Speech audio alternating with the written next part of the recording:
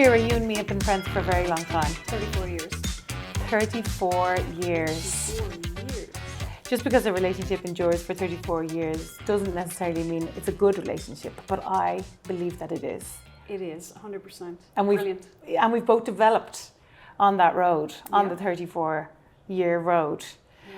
So we're here in Vegas, all the way from Dublin, both of us. You live here, I'm visiting. And for the benefit of the people who are listening, we're going to talk a little bit about how you got here to Vegas and what you're doing, Right. and how you're changing the world. Do my best. So you're an Obama Fellow, you're CEO of the largest school gardens program in America, and you're a Rosa Tralee. Oh my God. Can we edit the last one out? So look, they're just they're just three of the big highlights of your life. You and I went to college together. We have an awful lot of good memories of college. It was 4 years. Did you, certainly for myself, I think the thing that I took away from those 4 years was a work ethic. The importance of hard work to get you to where you want to be. I think that's fair. I think that's DCU culture, isn't it?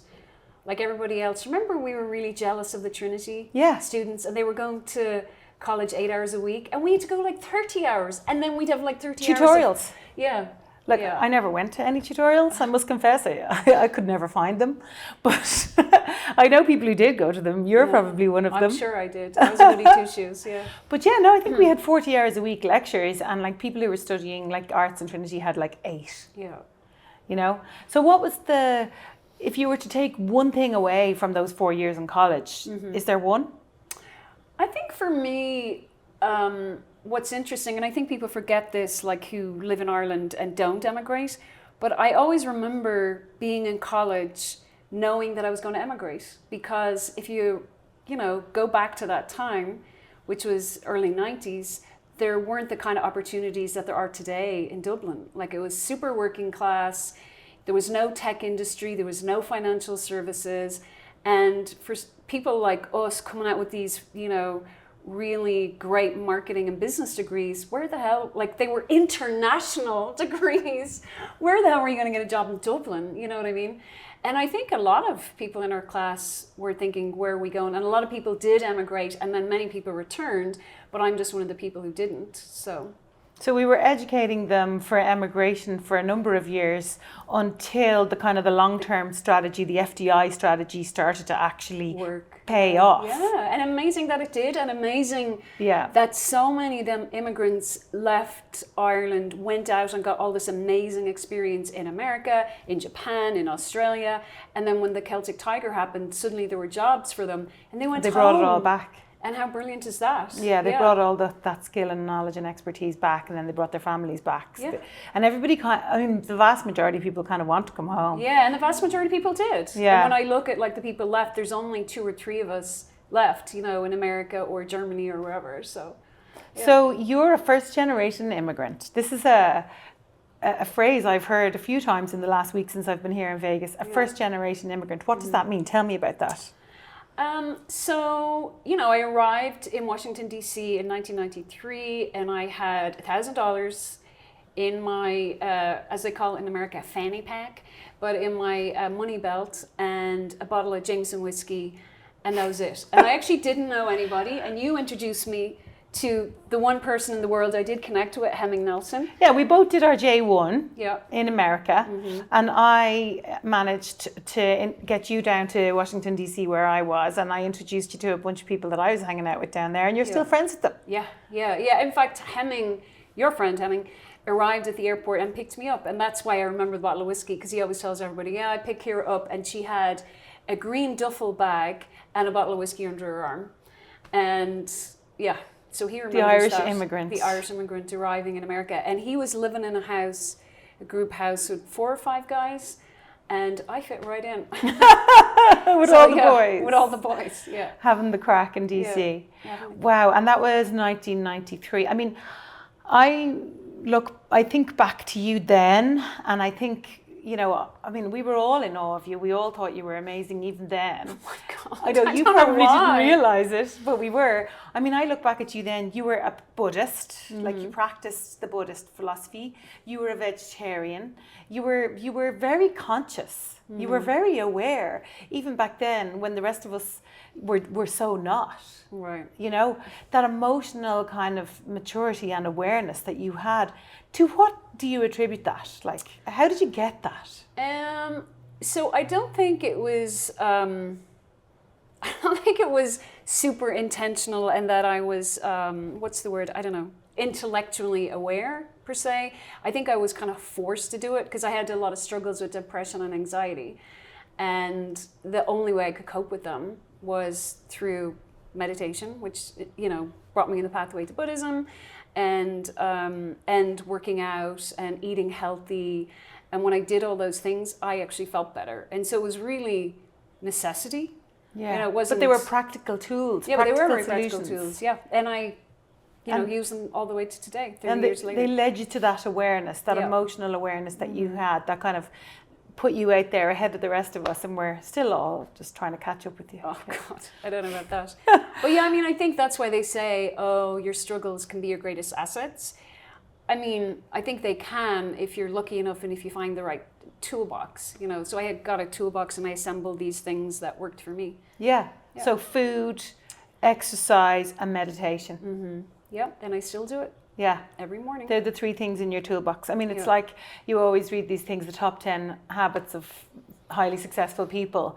They all work out every day. They all meditate. And obviously nutrition, they all talk about nutrition as well, because once you start working out, you're going to get very conscious of what you're putting into your body as well. Yeah, no, 100%. And the only other thing I'd add to that is probably reading, because my whole pathway, you know, through life has very much been guided by ideas and things that I've read. And I've gone, oh my God, that's amazing. And then I'd read more about it. And that, you know, has led me to where I am today at Green Our Planet.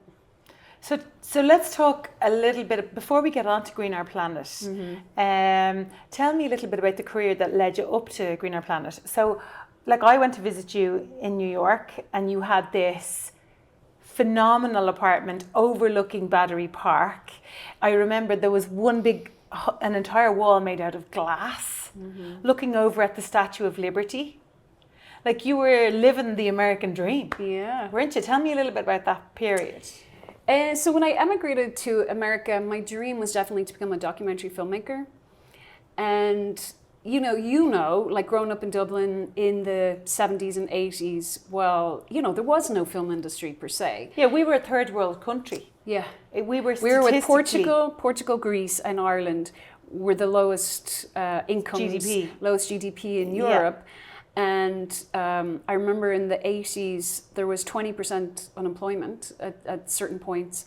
And so, and on top of that, there was no film industry. And I remember, like, I did actually send, I don't know, a ridiculous amounts of resumes to RTE. And I mean, in fairness to them, I had a degree in marketing and international languages. So, like, what the hell were they going to do at hiring me? But I remember, you know, waiting with great anticipation to see if I got a job at the TV station. And then I got a green card in the mail. And I had just kind of randomly, with my brother and all my friends, I think, sure, you applied too, did you? I applied, but you see, I was born in the UK. Oh, so you couldn't. So it was a much bigger pool that I was fishing in. Yeah. Like, I was a much bigger, you know, like most of the Irish people I know who They were all born got in it. Ireland, they all got it. Yeah, everybody got a Donnelly or Morrison visa, Yeah. and that's because those two US senators. Imagine if I got it. I would have been gone. Yeah.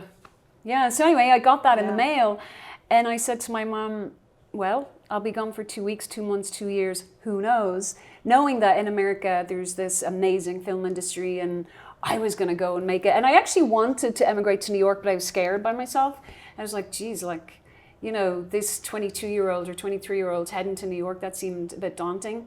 And it's kind of hilarious when you think about it. And no network. Oh yeah, Nobody to go over to. Zero network. And no network in DC apart from your friends.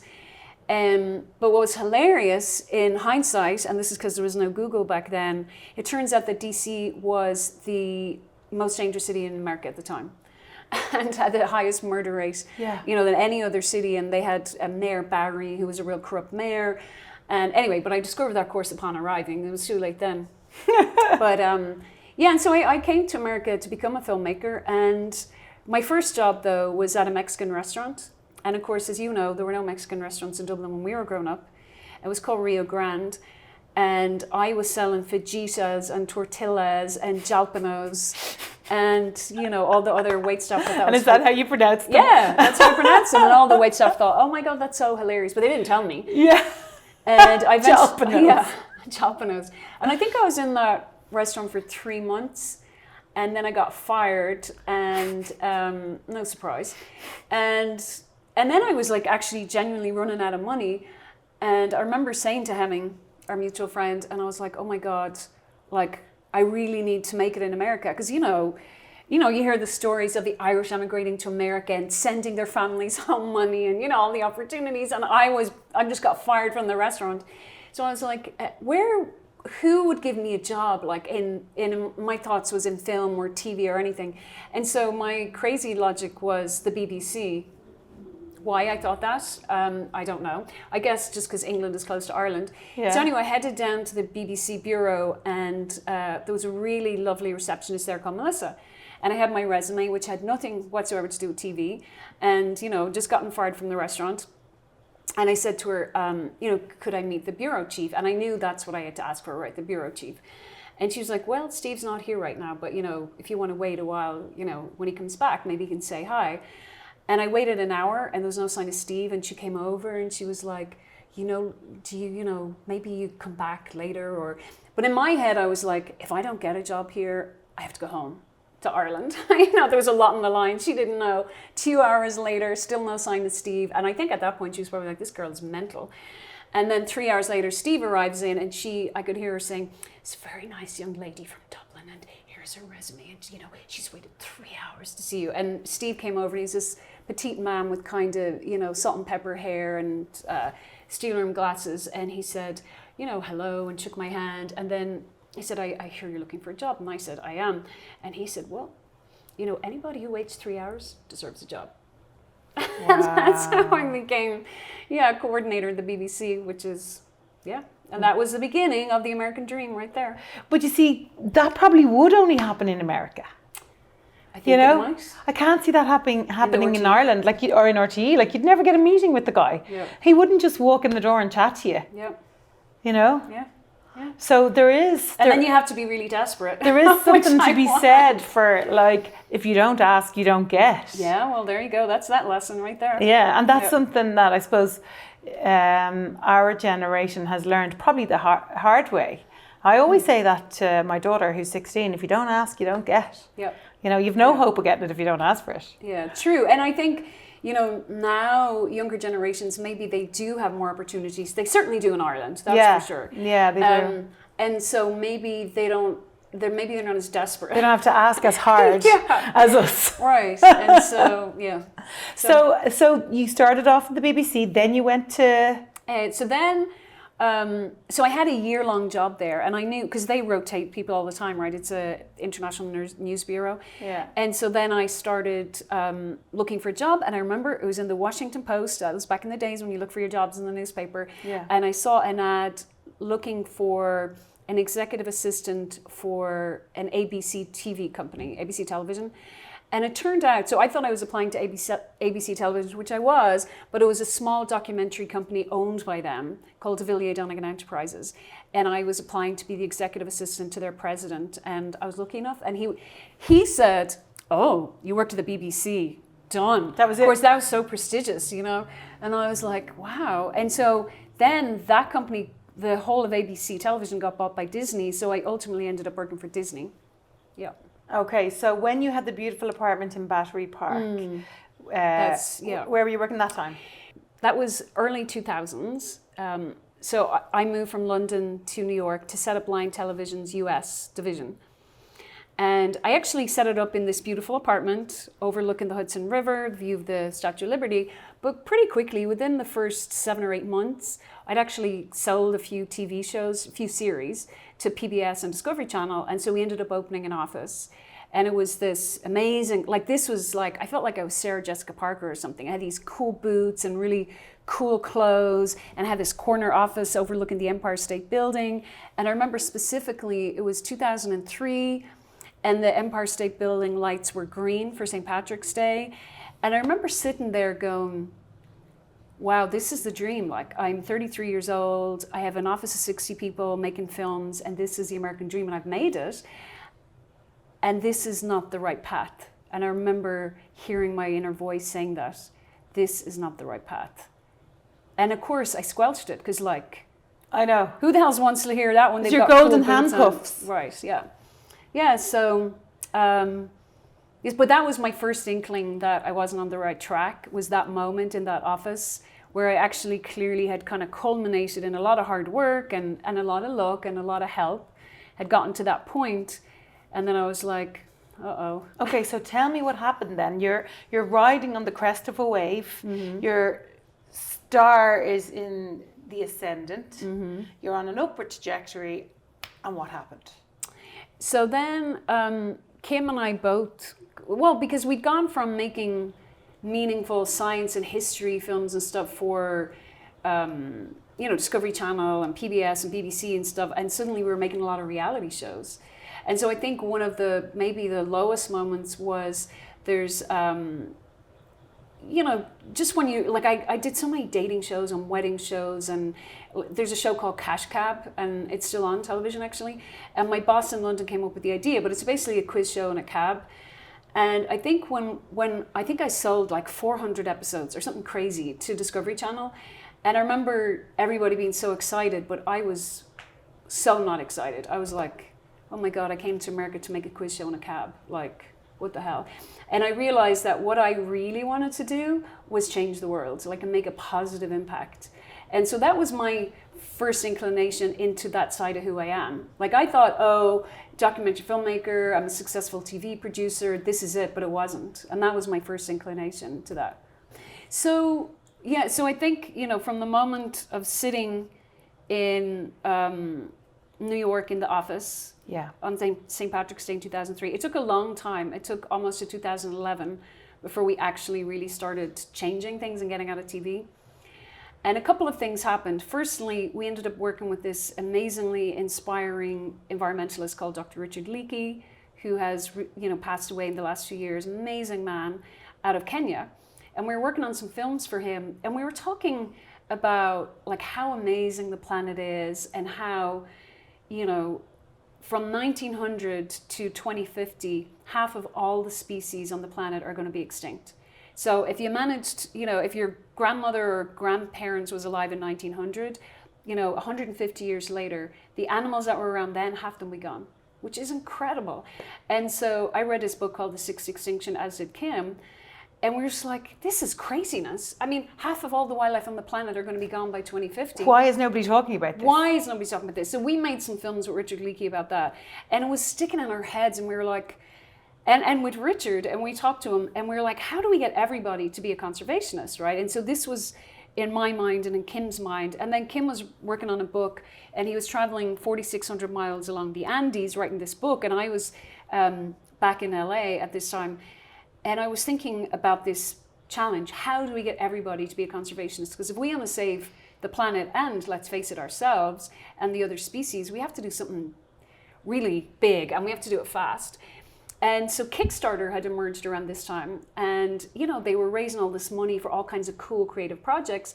And my thought was like, imagine if there was a green Kickstarter, and imagine you could just go on there and raise like $300 to change out all the light bulbs in your kid's school, or build a community compost, or whatever it is, build a school garden. And so when I was reuniting with Kim down in Patagonia, which is like, in this village on Navarino Island, which is just, the next stop is Antarctica. So it was like literally the bottom of the world. And we were in this cafe and we were chatting. And I was saying to him, there's this thing called Kickstarter. And I was telling him all about it. And I said to him, what if we did a green one? Like, this is what Richard Leakey and what our conversations are about. How do we empower people? Because you need small amounts of money. You want to engage the community. And that's where Greener Planet was born, basically. This idea of building a green crowdfunder. And changing behaviours and attitudes rolling up your sleeves in the community, getting stuck in. Yeah.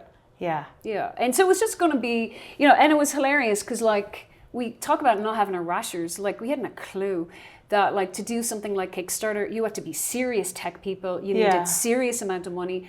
And so at this point we were working on and off on a film in Vegas about the Great Recession. And we made friends with this awesome guy called Jeff Newbern, who was the head of, or one of the head developers at Zappos at the time on their website. And we were telling them, we want to do this green crowdfunder. And seriously, 4 months later, Jeff calls us up and goes, hey, that website's ready. And we're like, what website? He goes, remember you said you want to do the green crowdfunder? And we're like, you built it? And he was like, well, yeah, I'm an insomniac. So I built it between the hours of 2 a.m. and 5 a.m. And we were like, oh, wow, now we really have to do it. And so, So you managed to attract somebody who was into it enough to kind of work with you on it and help even really to make it happen. Yeah, and we were still like filming different places and here and I think back in Africa as well. And so anyway, we said to Jeff, we're like, oh great. And I'm like, let's do this. We had this conservation organization that was saving lions and putting collars on lions in Africa. And we're like, let's raise money so they can put more collars on the lions and protect them. And he goes, no, slow your roll. He goes, we need to do stuff in Vegas. He said, because I want local stuff. I don't want anything crazy to start out. And so we were trying to go, what are we going to do in Vegas? And we didn't really know anybody here.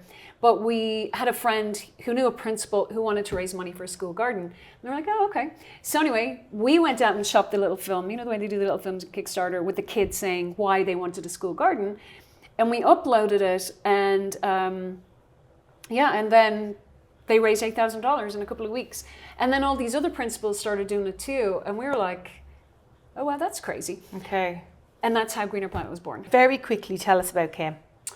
Because we're mentioning him all the time and we haven't actually said Kim. Oh, okay. So Kim, talk about the American dream. I also found the love of my life and my best friend and partner and amazing human, Kim McQuarrie, who's originally from Las Vegas and ended up living in Peru for a long time and living in the Amazon rainforest with a tribe. Anyway, he was making documentary films and he came and was funded by Disney, and that was one of the companies I worked for, and he came in to pitch an idea and I was very enthusiastic about the idea. And that was how we met. Yeah. So your partner in life, but also your partner in your mission. Yeah, and so Kim and I ended up working on films together since 1999, and we've worked together since 1999. So to talk about the Green Our Planet, okay, to put it succinctly, is the largest school gardens program in America, okay, as we said at the start of our chat. But it seems like it's a lot more than that now. Tell me about the how and the what of Green Our Planet. So, as I said, when we started Green Our Planet, it was a crowdfunding platform. But what started happening, and this is core to who Green Our Planet and what Green Our Planet is, what started happening is that teachers started reaching out to me and came and saying, hey, listen, what do we do now that we have the garden? And we were like, I don't know, we're a crowdfunding platform. And so they let us know, oh, we need curriculum and it has to be to next gen science standards. Oh, we want to get chefs involved. Oh, we want to get farmers, so they had all these needs. And because, we were looking for something to do that was impactful in the community, we had them. And so we actually formed a partnership with a local food bank called 3 Square, and we raised money from Honda, and we hired all these teachers to write this curriculum, which was kindergarten through grade 5. And then we helped them get chefs come into the schools and cook the food, right? There's loads of chefs in Vegas. And then, so we just kept helping them. But we were still doing our film stuff, that was our income. But then by 2015, I think we'd helped build 50 school gardens. So I'm guessing you were able to get the sponsorship and the funding for the garden, but people probably didn't give you money to pay yourselves. No. So we started Green Our Planet kind of officially as a nonprofit in 2013, but we didn't make a dime till towards the end of 2016. So we had to do like... a long time to be working for... Yeah, it was a long time, and it was a long time thinking, are we mental? Is this working? Are we ever going to be able to make a living? And also... we were kind of thinking, well, we're still filmmakers. I mean, we don't know anything about education or gardening. What the hell are we doing? You know what I mean? And so, I mean, I still can't grow anything. So, I mean, I'm the CEO of the largest school garden program, which is hilarious. But what happened then was by just helping teachers fulfill the needs they genuinely have, I think that was our strength in the end. Because I think what happens is, you know, education people have these strategies for improving schools, and they go in and they try and do it without maybe talking to teachers. And what we were doing was we didn't even have a plan in our head that we have a nonprofit. We were just thinking, oh, let's help these teachers. We want kids to connect to the planet, so let's help them. Yeah, that's what I was reading a thing. Brian Eno said something like, throw the dart and where it lands is your bullseye, and build your niche around it. And that's exactly what you did. So the teachers, the schools, the students, that was your bullseye, and you built a unique niche, a whole unique service, a whole unique philosophy around that no one else occupies. It's a space that no one else occupies. Yeah, and I want to be clear that it was not strategic. Like, we're not that smart. It was accidental. And Kim always says, oh, we built the accidental school garden program. You know what I mean? Because there was no intention behind making money from it or a business even. It was genuinely, we wanted to help kids connect to the planet. So, and it's not just gardens outside now, it's hydroponics gardens. Tell me about them. So similarly, we had teachers approach us a lot, starting in kind of 2017. And this stage, gosh, we probably include 100 plus schools, and just locally in Vegas. And we had teachers that kept coming up to us and saying, hey, we want to do hydroponics. And we were like, oh, that's good, but you know, we don't do hydroponics. We do outdoor gardens. And it kept happening. And at one point I said to Kim, remember we said that our secret sauce is that we listen to teachers? And here they are telling us they want hydroponic gardens and we are not listening. And Kim was like, yeah, but I think hydroponics is too complicated for like elementary school kids. And I was like, oh, okay. But then he ended up going to a school here in Las Vegas called Sandy Miller, and they happened to have a hydroponic system. And he saw these fourth graders come in, and one of the kids said to this young boy said to a girl, he said, hey, this is where we do, you know, measure the pH, and this is how we mix the solutions. And Kim was like, oh my God, like he's talking chemistry there, and is not batting an eyelid. I totally underestimated these kids. And so then he came home, he goes, we're doing hydroponics. And I was like, okay. So Kim came home because he realized that children can learn better from doing rather than being told. Yeah, and doing, and like, they call it experiential hands-on learning, you know, as opposed to, and I think especially now, like, our education system are set up like a 19th century, you know, format. Schoolhouses with books and desks. And like the world we live in, you don't need to read a book ever, right? Anything you need to know is on Google. And yet we're still teaching kids like it's the 19th century. And so there's the poor kids, they're complete disconnect for them. Do you know what I mean? So they know they want to do things and they want to make a difference and they want to solve problems in their communities. And that's like, okay, you live in a food desert, grow a garden. And that's what they're learning. And then we're like, okay, we'll make a business out of it. And they're doing that. And so that's what they're relating to. And that's what they love. Yeah. So tell me, okay, so you live in, let's talk about this desert. We live in a desert. Yeah. Like, how do you grow things outside in a desert? I mean, the hydroponics I get. Yeah. Because it's the same water recycling through it, and you put the nutrients in the water, and it allows you to grow veg and fruit. And by the way, for our listeners, that's the little kind of slightly gurgling noise you hear in the background is the hydroponics garden over there behind Ciara. Yeah. Sounds like a spa. Yeah, it's very relaxing. Yeah. It's very relaxing. But how do you grow school gardens in a food desert? Oh, yeah, well, that's a good question. So here's the really cool part to the story here in Las Vegas is that anytime we build a garden, we remove 7,000 to 10,000 square feet of grass. And grass is super water intensive, meaning here in Las Vegas, you have to spray so much water for it to be green, right? So for every school that we go into and build a garden, we're saving the school 250,000 gallons of water a year. So when you look at all the school gardens we've built, we're actually saving our school district 50 million gallons of water a year by removing water-intensive grass and replacing it with raised beds with drip irrigation.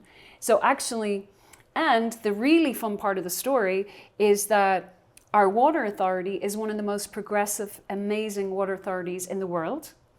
And they have the highest price for amount of grass removed anywhere in America. So every time you remove 1 square foot of grass, whether it's in your front garden or your business or your school, you get $3. So multiply 10,000 by $3, $30,000. And what does that do? Build a garden. So not one school had to pay a dime for the 200 school gardens built in our city. It was all paid for by water rebate program. So schools got free gardens, the water authority saved 50 million gallons a year, and kids get to learn outdoor in gardens where once there was crappy grass. So I can see the what and the how now. What you do is school gardens. You're teaching kids about STEM subjects, science, technology, engineering, arts, and maths through garden-based learning, through growing their own food. Okay. Yep. So that's the what and the how. What's the why? Let's talk about the why. Why would anybody do this? And when you mean anybody, do you mean like teachers or kids or principals or? I mean anybody that's getting involved in what Green Our Planet does, whether it's a student or a teacher or a sponsor or a local authority funder or the Department of Education. Yep. Why would anybody want to climb on board with this? So I think 2 words, joy and justice.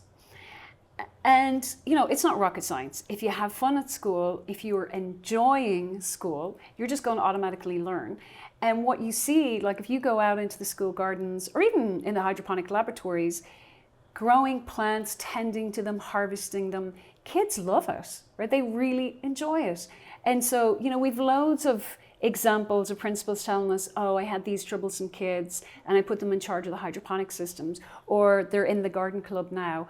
And the kids automatically get more engaged at school because they purpose, right? And they know why they're there and they're proud of growing the food and they're proud of having these vegetables to give to their friends or their families or maybe a local food bank. And so that's the joy piece. And then the equity or justice piece is tied to the schools we mostly serve are low-income schools, and we know that we are at the beginning of what we call the Green Revolution. And the Green Revolution is really STEM jobs, isn't it? Like it's, solar power, wind power, geothermal power, electric cars, and all the upgrading of houses and buildings to make them more green. And those jobs are paid twice as much as non-STEM jobs. And so our big philosophy at Green Our Planet is we're empowering the next generation of conservationists, scientists, engineers, farmers, entrepreneurs. And the ones we're empowering are these kids who are in these lower income communities who normally wouldn't have access to $50 an hour jobs. And we're saying to them, if you love the garden and if you love connecting to the planet and if you love science, these jobs are going to be here for you in a few years and you can be part of the Green Revolution. And that, the moment in time that we're in America is so exciting because we are moving out of the Industrial Revolution and we're moving into the Green Revolution. And when you shift a means of production, that is a time of great upheaval, but it's a time for great opportunity. This is when we can actually, innovation and moving the money and the ownership of businesses away from maybe the traditional areas and over to communities that wouldn't normally have that access. And that's how you create equity. And I think that's really exciting. And our team is all fired up about the joy and the equity piece for sure. So the community is a stakeholder, So traditionally, the way corporations are set up, it's shareholder capitalism. It's all about the shareholder dividend. Whereas your model is that the community and the people and the young people in it, and the children and the parents and the aunties and uncles in it, are stakeholders. And because they are stakeholders, they have a sense of making a material difference. And they have a sense of purpose themselves. So they have a sense of ownership to drive it on. Yeah, that's true. And then the other piece is that there is equality in the gardens. So anybody can be in the gardens, whether you're CEO of a casino or you're a cleaner at one of the casinos and your kids all go to that school, you can all gather in the gardens and we're all equal there. And we're all tending the gardens and we're all harvesting and the kids are selling them at farmers markets. So there's a great connecting piece as well that happens in the gardens, through the gardens, and then at the farmers markets and so on. So it sounds like, I mean, the word empowering has recurred a few times in our chat. It sounds like you're empowering them almost by helping them to shake off the cultural conditioning. So, you know, you said, you know, a lot of the children are coming from lower income communities. Mm-hmm. So what you're saying is like the garden is opening up a new vista for you. It's opening up a new attitude to your career, to where your life can go. 100%. And new opportunities. We're like, the thing that also is very exciting at this moment in time in America with the green revolution, but also the social and cultural revolution that's going on, is that America has not tapped into the potential, especially of its brown and black communities. Yeah. And when it does, the country is going to soar because it's never tapped into those communities. And I and you can relate to that so much because we come from Ireland, a country that was oppressed for 800 years. And then you look at what happened with the decision in the 60s to invest so much money in education. We're the first generation, we're the Gen Xers. Like, you know, my mom finished high school, but my dad didn't. And I'm the first in my family to go to college. And so, you know, we availed of the opportunity created by our government to empower young Irish people. And then what happened? The Gen Xers created the Celtic Tiger. And like you said, we went from, in the 1980s, from a third world country, like super low income. And today, Irish people are the third highest income earners on the planet. Like, that's extraordinary. And that is all because of that decision for education and also the low income tax, or the low tax for corporations. Yes, it was a strategic decision by successive governments in Ireland to attract foreign direct investment and to court. And to create the educated workers to be able to work at these companies, 100%. Yeah, and we were in Europe, we were a native English speaking country. Yep. America was our marketplace, wasn't it? Yeah, 100%. For the foreign direct investment to come. And I suppose that's getting off topic a little bit, but I think for Irish people, we should never underestimate our soft power. You know, we have the ability to connect, to build relationships. That is a soft power that I suppose we all leverage when we come over here. You came over here with a green duffel bag with a bottle of Jameson, and now look at you, you know, with no network. So I suppose we shouldn't underestimate our soft power, Irish people. I'm always talking about soft power. And that's another thing that you learn through working. So those young children in your gardens, they're working in the gardens, they're harvesting the fruits of their work. Yeah. Tell me about what they do with the leftovers. Yeah, so I think what's really exciting is, like, you know, when we have these giant farmers markets, which we have twice a year and only in Las Vegas, but it is exciting to see how invested and excited the students are to write their business plans and figure out their profit and loss and do their pricing and their marketing campaigns, and then to come to this, you know, mall basically, and to sell what they have grown and the crafts they've created. And they figured out their selling strategies and they're making money, you know, and they're bringing it back to their school then. And they're so excited and so invested.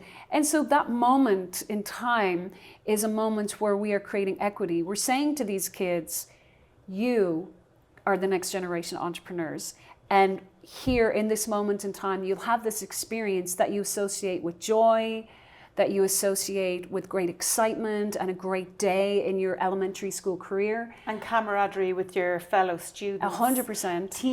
Teamwork, all of that. And it's the kind of day, and teachers tell us this, they say, the students tell them it was the best day of their lives. Wow. And really what they mean is the best day of their school life, I think, you know. Yeah. But still, and I understand why, because there's such great excitement around it, and they're selling to their community, and they're so proud. They get a sense of success. Yeah, they get a real sense. Because they come home with money. They're Yeah. like, we grew these fruits and vegetables and we made these crafts ourselves, and then we turned that into dollars. Yeah. And so if you are a kid from maybe a lower income community and you experience that, you know, I am not from a low income community, so I'm very lucky not to go through that. But, you know, teachers and principals tell us all the time that you change kids' lives through their experiences. Not the information they learn, the experiences they have. And the really good principals tell me, Ciara, you know, I am an experience creator. I'm creating experiences for the kids in my school. And if they're good, they leave school believing in themselves and believing in their potential. And then there's nothing stopping them. And so I think that's what that moment in time is for those kids. This is where they're like, oh my God, I can do this. And I'm only 10. Yeah. You know what I mean? I'm only 10 and I can run a business. Yeah. And so... I mean, Gary Vee always talks about going around his neighborhood when he was 10, selling car washing, selling services. I'll clean your yard, I'll wash your car. You know, he was hustling from the age of 10. It was in his DNA. Yeah. You know, Tony Shea, R.I.P., who, you know, created and ran Zappos, he was selling worms out of his garden at 8. Wow. You know, so if you can create those experiences for kids, it's almost like it impacts them at a cellular level in their bodies, that they're like, I can do this. Yeah. Yeah. So tell me, tell me how many gardens you have. Okay, so right now across the United States, we're in over 630 schools with our hydroponics program and the outdoor garden program. And we're in 37 states. We're impacting a little over 200,000 kids. 200,000 children are getting to experience this. Yeah. I mean, that's phenomenal. It's so funny because I think, God, that's nothing. There's 100,000 schools and we're not even in 1,000 yet. I'm like, we got to get going. But I feel like with the right, I feel like it'd be exponential. I think so too, yeah. Because everybody's going to want a school garden for a start, you know, and then the job then will be to get the funding, get the legislation, you know, to get all the bits and pieces in place at local level, at state level, at federal level. Yeah, no, totally. And then maybe in Europe. Yeah, well, that's hopefully sooner rather than later. Yeah, I mean, we've had our first international school. We're in the United Arab Emirates as of 2 or 3 weeks ago, and you know, and that's another food desert. Another food desert, yeah, no, 100%, another desert. Yeah, and and the way things work, you know, we have never done much marketing. Shame on us, but. The schools tell each other and it's word of mouth. So you can literally plant seeds and then it spreads. And so, you know, pun intended. Pun intended. And Dublin is definitely a huge target for us because it's English speaking, you know, our curriculum can be adapted quite easily. And I'm from Dublin. Tell me a little bit about some of the supporters that you have, the sponsors and the funders. Okay. Give me an overview of the type of organizations that are supporting you. Okay, that's a good question. So we have a very broad spectrum, thankfully. So we have state money, so from our Department of Health and Human Services, the Department of Education here in Nevada, all the way to family foundations like Andre Agassi, who some Irish people will be familiar with, the former tennis player. His foundation, it's the Andre Agassi Education Foundation, and they fund about 85-90% of all the videos that we do for our lessons. And then we have the Engelstad Foundation, which is the largest education foundation in Nevada. And they are our biggest funder, and they funded us last year $2.5 million. And then we have, you know, regular $1 million sponsors also. And then we get funding from the casinos and corporations. So it's a mix. It's state and federal government, it's family foundations, and then it's corporations. So me with my marketing hat on, as always, I mean, I always have my marketing hat on. I'm thinking of a lot of my own clients, and I'm saying, what if I was to put a deck in front of them, saying, you know, would you like to sponsor a Green Our Planet garden, school garden? What's in it for them? Like, I mean, obviously, everybody's talking about ESG, environmental social governance. A lot of people don't know what it is. They don't truly understand what it is. So maybe are corporations funding you because they're interested in achieving their own ESG goals? Does it move them closer to that objective? So the corporations get behind Greener Planet for a lot of reasons, but I would say the key things are most corporations need really well-educated employees, right? And we had back in 2017 the governor here in Nevada, Governor Sandoval. He had Amazon, Switch, huge tech company, Tesla, coming to him and saying, Governor Sandoval, we have all these STEM jobs, and guess what? We can't find Nevadans to fill the seats. And so he did a deep dive. He hired a team, obviously, to do a deep dive and create what's called the STEM Pipeline Report to find out why in the world are Nevadans not better STEM educated. And, it was so simple what they found out, that teachers were not spending enough time teaching STEM. It was simple. It wasn't that kids aren't brilliant. It was that they just simply were not spending enough time. Wasn't something in the water. No, teachers were not spending enough time teaching STEM because they didn't know how to teach STEM. And so with Greener Planet, when we go into a school, we provide teachers with all the training they need. We provide them with all the resources they need, the garden, the hydroponics laboratory, the curriculum, the trainings, everything, so that they're empowered to then, teach their kids more minutes of STEM. And the way we measure the success of our program is we say to a teacher at the beginning, how many minutes of STEM are you teaching your kids a week? Let's say they say an hour. Well, we go back at the end of the year when they have the garden and we say, how many minutes of STEM are you teaching now? And if they say 2 hours a week, well, that might not sound like a lot to somebody. That's like double what the kids were getting. And so that in the long term, that actually leads to more STEM jobs for Nevadans. And that's like, it's actually more qualified, more people locally qualified in the STEM subjects that the corporations will need. Yeah. And there's more and more corporations coming to Nevada as well. 100%. Yeah, our economy is diversifying significantly in Southern Nevada and in Northern Nevada, where we also work. And in Northern Nevada, they call it mini Silicon Valley, right? Because they're just over the mountain from Tahoe. Yeah. Tahoe's just over the mountain from Silicon Valley. And so they've got a lot of corporations, Google, Facebook, they're all up there. Tesla, of course. Right. So one of the objectives then, the CSR objectives, is about educating the potential workforce. Educating the potential workforce. A pool of talent locally. Yep. Okay, what else? The other thing is volunteer opportunities for their employees. So, you can give to a food bank, or you can give to, other things. Or you can write a check. You can write a check, and that's grand, but it's often hard to create opportunities out in the community where your employees are able to go, oh wow, our company's so cool. They donate $50,000 or $100,000 to Greener Planet, and then they're in the gardens and they're helping us do it. They're getting their hands dirty, which is fun, and they can feel close to this. And they do it with the kids, and they might plant with the kids. They might clean up with our farmers, and their corporation might have like a picnic for them. So or whatever. It provides a great opportunity for team building for sponsors, for 100%. corporate sponsors, Yep. where for their own internal culture, that it contributes to that. Yep. Okay. So then the third thing is planet, right? So the planet is, there's not, I don't think, one corporation in the world today that cannot afford to talk about the planet, because we're in such a dire situation with climate change. And, younger people especially only want to work for corporations that genuinely care about the planet and that are genuinely doing something.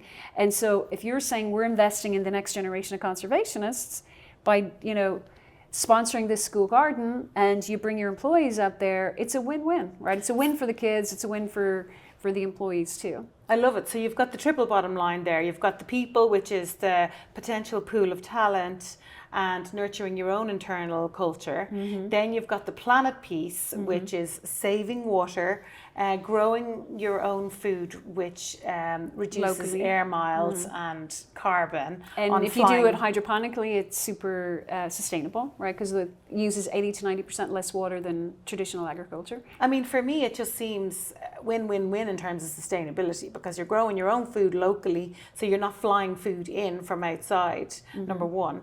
And number two, you're saving water. So that just seems like a win-win. It seems so obvious. I don't know why everybody isn't doing it. And then, so that's the people and the planet. And then the third piece is profit. So how can the finance director, sort of sanction writing a check to sponsor you guys? How does it help him or her? Well, as I mentioned earlier, we had the farmers market, the giant farmers market, largest student-run farmers market in North America, in Las Vegas, in downtown Summerlin last week, and we had a lot of corporations there. Nevada State Bank, Bank of Nevada, Bank of America, Switch. Wearing their t-shirts. Posting it on social media. So they're able to show that they care about the community, they care about the kids, they care about education, they care about the planet. And they put their money where their mouth is. Yeah, they put their money where their mouth is, and they give their employees the opportunity to take time off work and go and participate and be part of this farmers market for kids, and that's a win-win-win-win-win for everybody. For the kids, for Green Our Planet, for the corporation, and for the community. But I think also as well, like again with my marketing hat on, I always try to help my clients work on a value proposition. And I always say, when you're writing your value proposition, there's two elements, there's two key pieces to writing your value proposition. Number one, what is the value that you are bringing to the table that your clients can benefit from? Number one. This is not rocket science, but you'd be surprised how many organizations just skip this step. So the value that you're bringing to the table, and secondly, how are you different? How are you different from your competitors?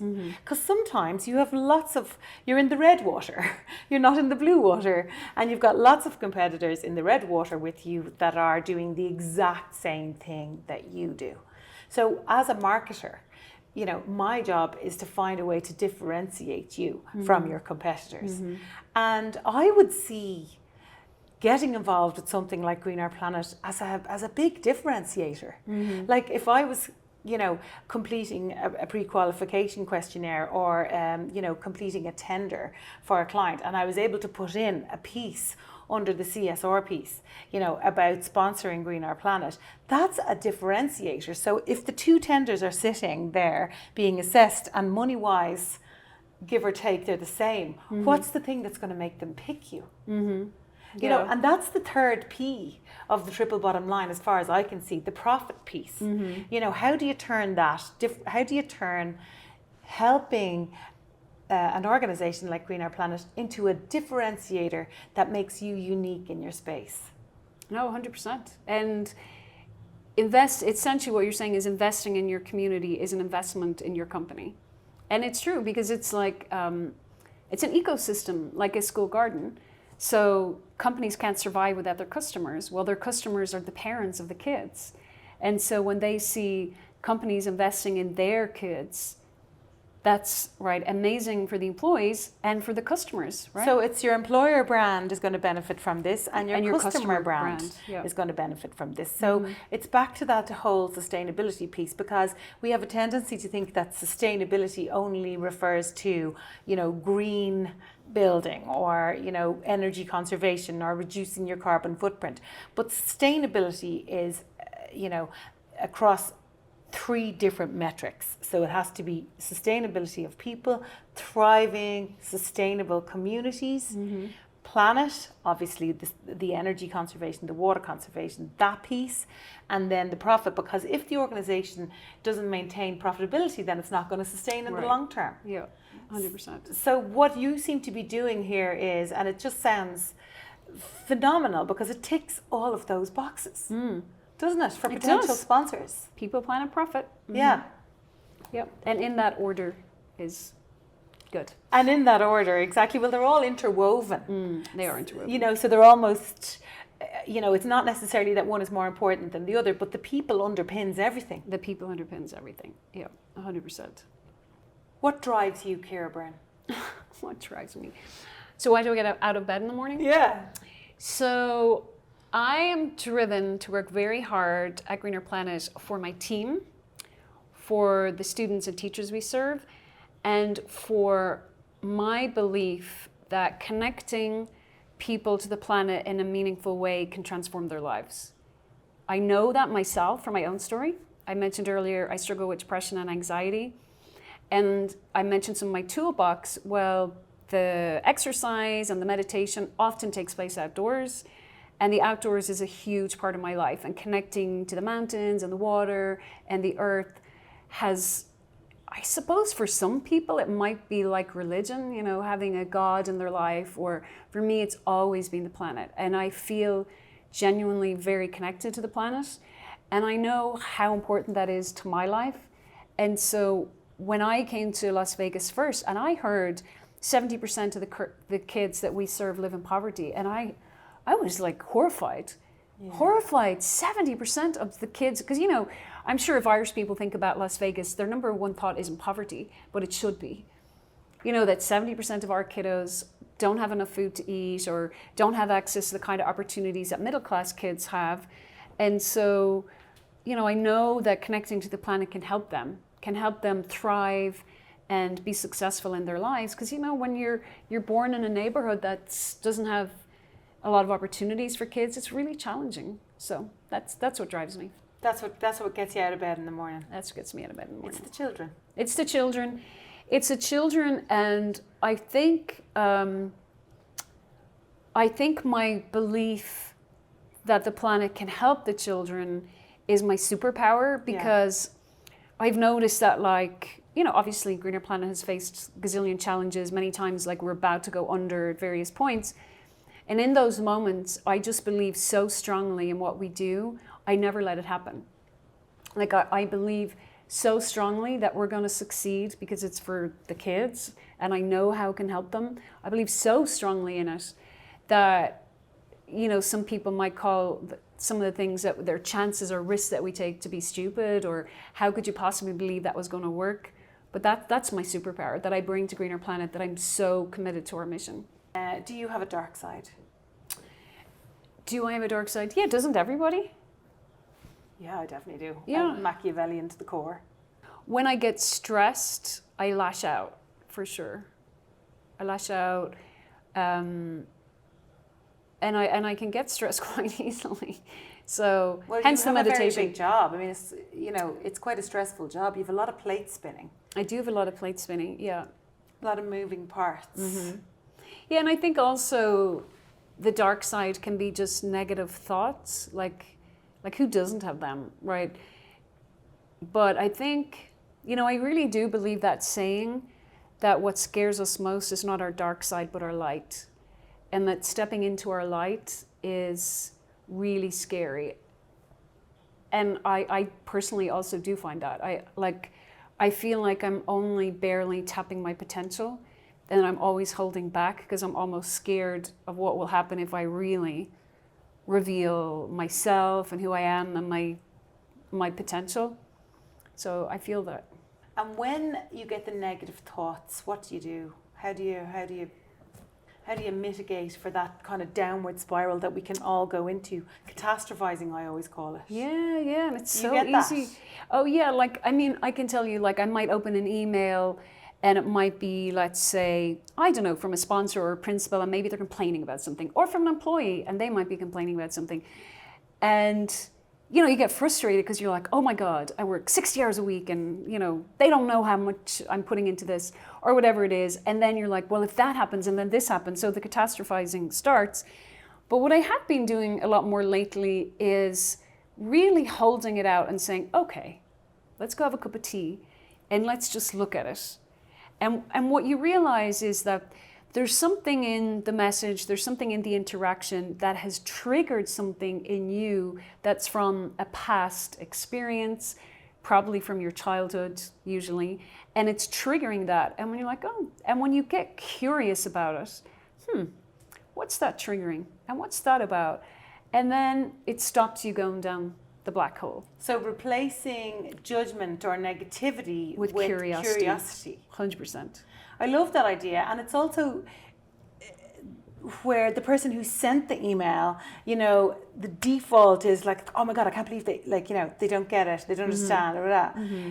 But then it's to kind of, because I sort of sometimes have to kind of force myself to do that as well. I have to try and be empathic and try and look at why the person wrote that and where that person is coming from. 100%. And what's going on their side. Exactly. And that's back to the curiosity piece. Exactly. So why did he or she write that, or why did he or she react like that?